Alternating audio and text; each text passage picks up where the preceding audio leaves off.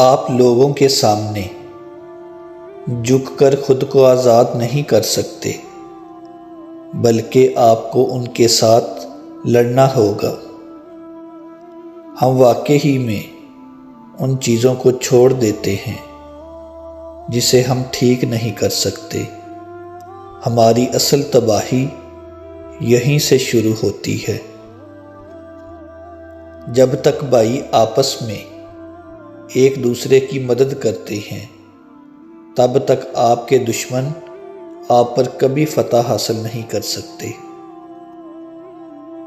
جہاں زندگی ہے وہاں امید ہے۔ شاید میرے بچے محلوں میں رہیں گے، لیکن میں نہیں۔ اگر آپ خوف زدہ ہیں تو مت کریں جو آپ کرنے جا رہے ہیں۔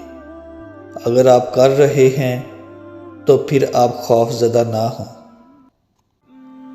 یاد رکھو، تمہارا کوئی ساتھی نہیں ہے بغیر تمہارے سائے کے۔ غصے میں کیا جانے والا عمل ایک ایسا عمل ہوتا ہے جو ناکامی کا باعث بنتا ہے۔